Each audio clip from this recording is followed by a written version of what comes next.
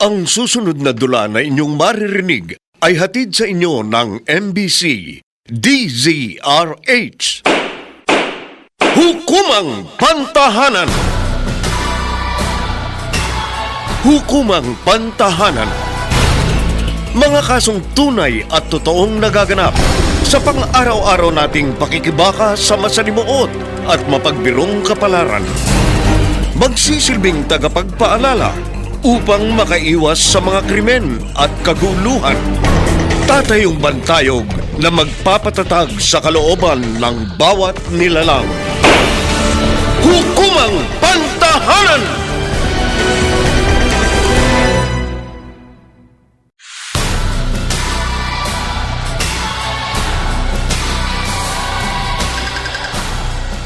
Magandang Sabado ng umaga sa inyong lahat.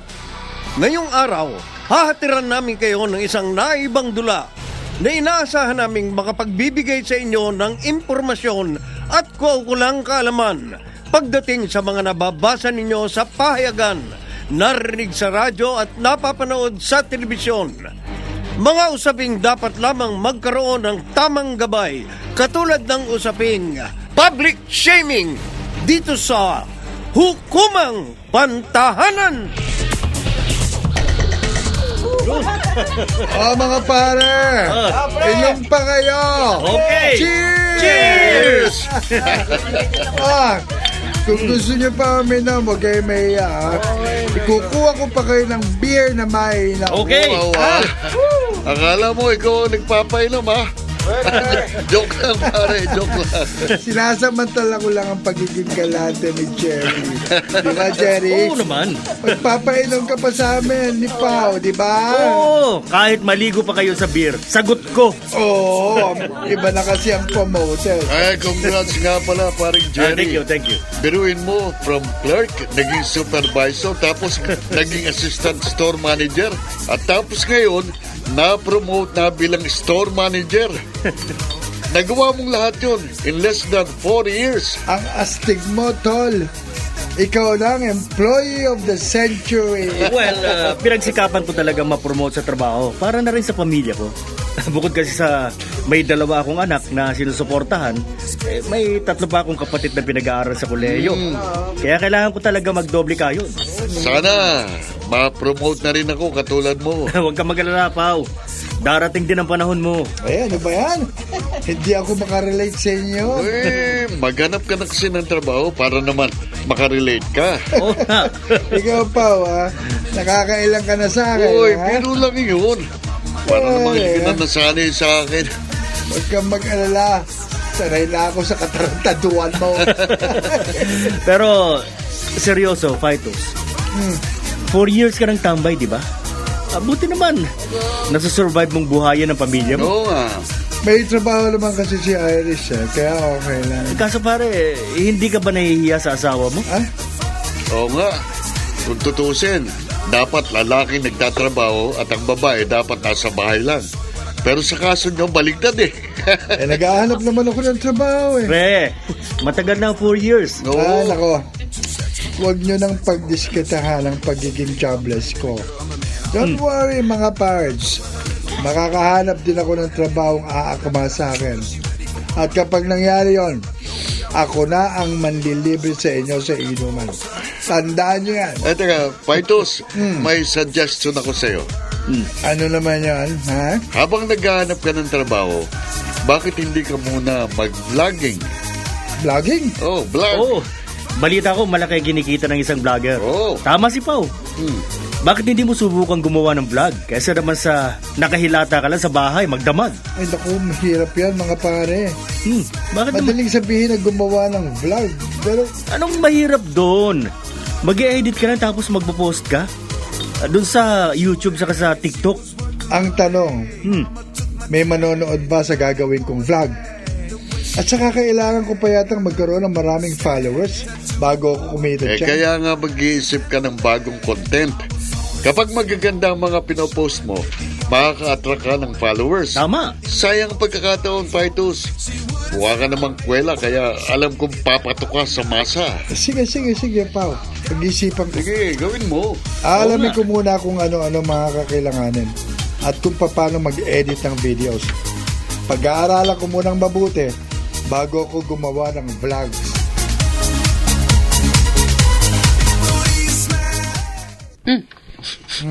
Muyala ka. Napainom kasi ako ni paring Cherry. Kapopromote lang kasi sa kanya sa pinagtatrabaho niya. Tsaka malala, nakailang shot lang naman ako. Konti lang.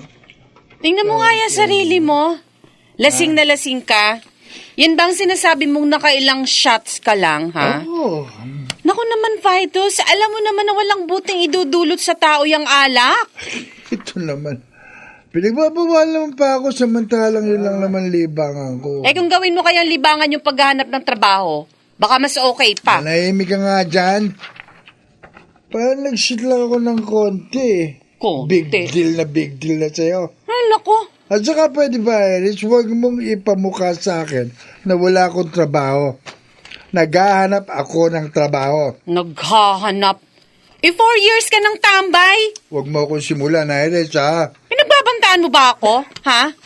Oy, huwag mo akong takutin, ha? Dahil hindi ako natatakot sa'yo. Tingin ko sa'yo, hindi ka talaga naghahanap ng trabaho, eh. Eh, bakit ba ang kulit mo? Sinabi ko na nga sa'yo, naghahanap ako ng trabaho. Kapag wala ka, lumalabas ako para maghanap ng trabaho. Oh, talaga? Bakit hindi ka matanggap-tanggap? Hindi nga ako qualified sa mga ina-applyan kong trabaho. Ay, naku, ewan ko sa'yo. Di ka ba nahihiya sa sarili mo, ha, Vitus? Tingnan mo na lang si Napaw, si Jerry. Oy, di ba ikaw na rin na may sabi sa akin na dati silang school kamote nung college? Oh. Pero ngayon, ayan, tingnan mo, umaasenso na. Nadaig ka pa nila. Di ba? Sabi mo matalino ka. Kaya marami ang nag-e-expect sa'yo na aasenso ka kasi nga matalino ka. Huwag kang mag-alala. Kapag hindi pa ako nakakahanap ng trabaho, papasok ako maging vlogger. Ano? Anong sabi mo? Vlogger? No. Yun ang uso ngayon, Irish. Ang sabi sa akin ni Paring Pao, malaki raw ang pwedeng kitain doon. Ang kailangan ko lang magandang content para mag-viral ako. Ay nako, matagal yon. Mahabang proseso bago mo abutin at bago ka sumikat dyan. Huwag kang nega. Malay natin maging sikat akong vlogger. At kapag nangyari yon, hindi mo na poproblemahin ng pera. Kahit na mag-resign ka sa trabaho mo, ayos lang. Kailan ka naman magsisimula dyan sa vlog na yan? Ngayon na rin mismo.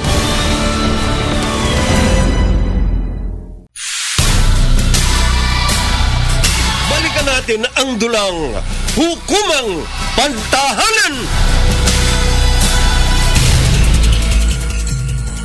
Oh, napanood mo ba yung bagong upload ko sa TikTok? Alin? Yung dance cover mo? Ano, ayos ba? Okay lang, ayos naman. Pero na-check ko kanina, nasa 6 views pa lang yata. Ha? Actually, sa 20 uploads mo sa TikTok, wala ni isa sa videos mo ang nakakalagpas sa 10 views. Huwag kang mag-alala. Darating din ang panahon na mag-viral din ako. Konting tiyaga lang mahal ko. Ano, hindi ka ba talaga maghahanap ng totoong trabaho? Pagbigyan mo na ako, Irish. Please. Kahit 3 months lang.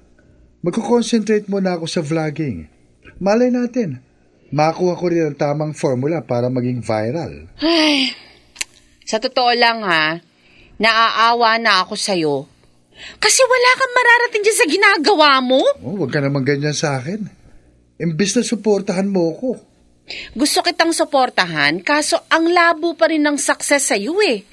Ewan ko ba, walang kasiguruhan yung pagiging vlogger mo. Nagsasayang ka lang ng oras. Marami na akong naiisip na pwedeng i-content. Pakiusap lang, Irish. Suportahan mo naman ako. O sige. Bibigyan kita ng 3 buwan. Kapag walang nangyari dyan sa vlogging mo, ha? Tandaan mo, hihiwalayan na kita sa ayaw at sa gusto mo.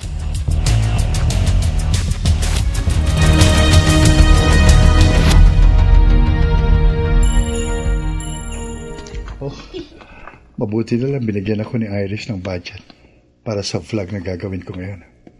Eto na. Hawak ko ng cellphone. Video on. Ayan. Nagre-record na. Hi mga peeps! It's me, Paitos again. Nandito tayo ngayon sa playground para mamigay sa mga bata ng kung anik-anek. Ito, may dala kong maraming pagkain at kaunting toys.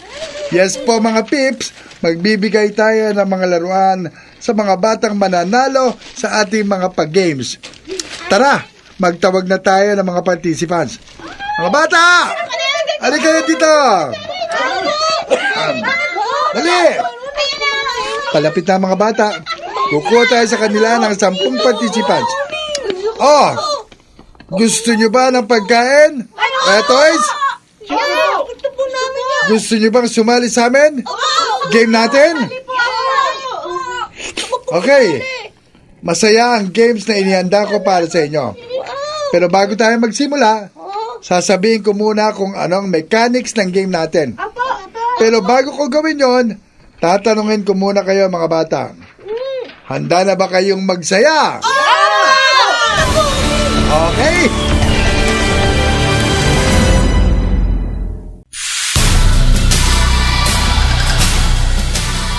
Balikan natin ang dulang Hukumang Pantahanan!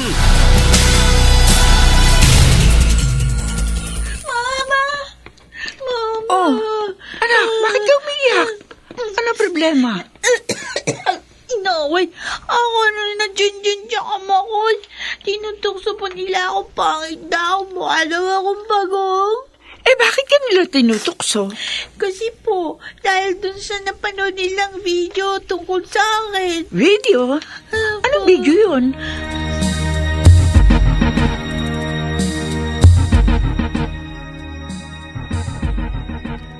Paitos! Ano na naman ba tong vlog mo? Alam mo, viral ka ngayon. Viral? Talaga? Huwag ka magsaya kasi binabash ka ngayon. Bakit naman nila ako ibabash? Ano kasalanan ko? Nagpa-game ka sa mga bata sa playground. Oo. Pero may isang batang babae kang pinagkatuwaan. Tinukso mo pa. Pinagtatawanan tuloy yung bata ng mga kalaro niya dun sa video. Biro lang yun, Iris. Biro? Eh, nakakasakit ka ng damdamin ng tao eh. Sabihan mo ba naman yung bata na mukhang pagong at pangit? Tapos, imbis na bigyan mo ng banana bread na premyo, ayun, binuli mo pa. Ang sabi mo pa dun sa video, pabili ka na lang sa mama mo. Ayun, umiyak yung bata sa biro mo. Wala Ano naman akong masamang intensyon dun eh. Pero pambubuli yung ginawa mo. Buli. Ngayon, ayan, binabash ka na lahat sa social media. Ayan, sikat ka na. Pero sa maling paraan. Oh, anong gagawin mo ngayon, ha? Paitos. Huwag mo isipin yan. Mawawala din yan.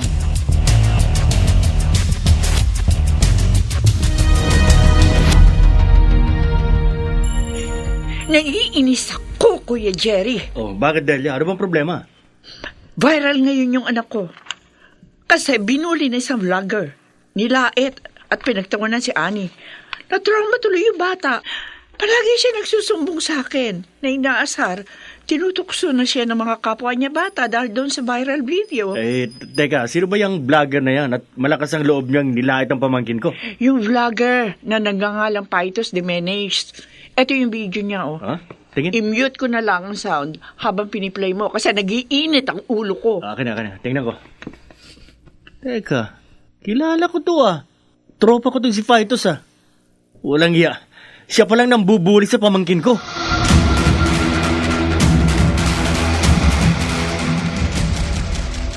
Paitos! Jerry, bakit ka ba galit sa akin? Yung pamangkin ko, binuli mo doon sa latest video mo. Alam mo ba kung ano yung nangyari ngayon sa pamangkin ko, ha? Iyak nang iyak. Ayaw na pumasok sa eskwelahan kasi tinutok siya siyang pangit at mukhang pagong. Hindi ko naman sinasadya yun eh. Nagbibiroan lang kami. Pero hindi maganda yung biro mo. Nakakasakit ka ng kalooban. Paitos, kung gusto mong sumikat, huwag naman sa paraan na nangahama ka ng ibang tao. Sorry na pare. Buti nga nag-viral ka. Bugbog sarado ka ngayon sa mga netizens. At pinag-iisipan ng kapatid kong si Delia, na nanay ng batang binuli mo, sampahan ka ng kaso. Huwag naman nating paubuti sa ganito, Jerry. Oh, Mag-a-upload na lang ako ng apology video. hindi sapat yun. Sisirain mo na ang buhay ng pamangkin ko. Kaya ididimanda ka namin. Ano naman kaso? Nag-vlog lang naman ako. May kausap ng abogado ang kapatid ko. Hindi namin palalagpasin to. Kaya simula sa araw na ito, hindi na tayo magkaibigan.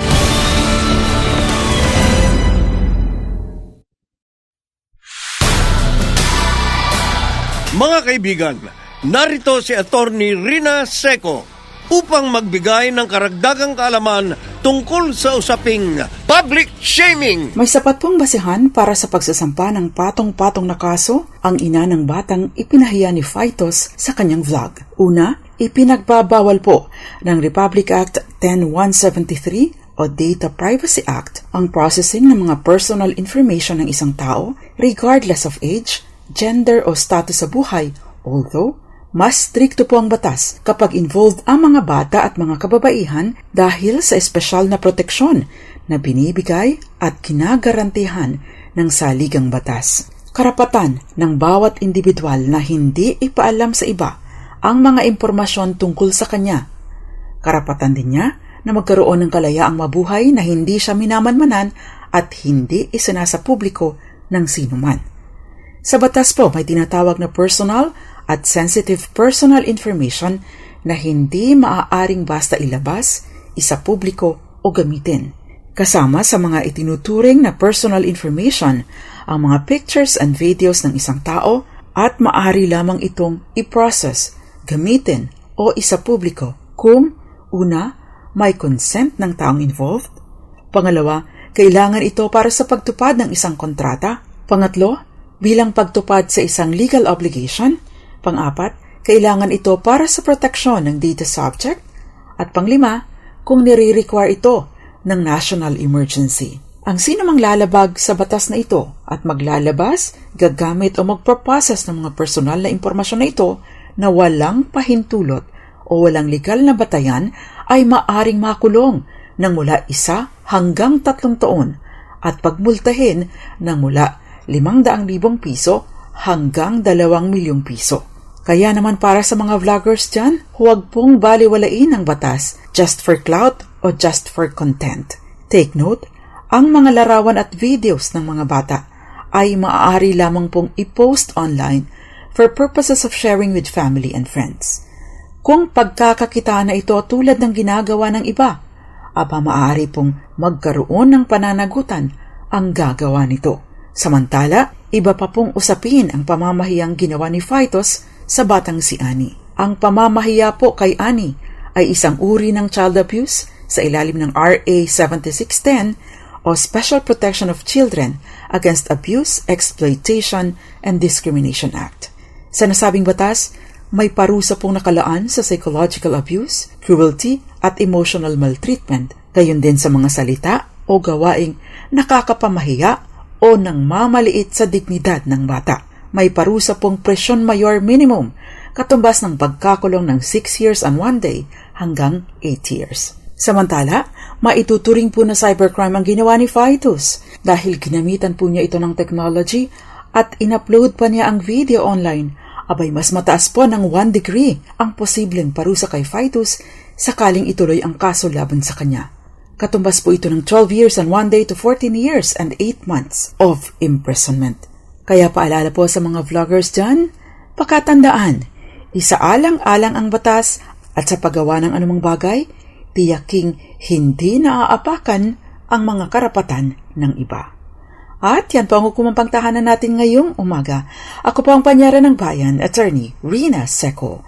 At muli ninyong maririnig at mapapanood din para sa iba't ibang usaping legal sa programang Dos Compañeras, Mondays to Fridays, 6:30 hanggang 7:30 ng gabi, dito lang po sa DZRH, DZRH News Television, at iba't ibang social media platforms ng DZRH. Alamin po natin ang batas, ang ating mga obligasyon at karapatan dahil laging lamang ang may alam. Happy New Year po sa inyong lahat!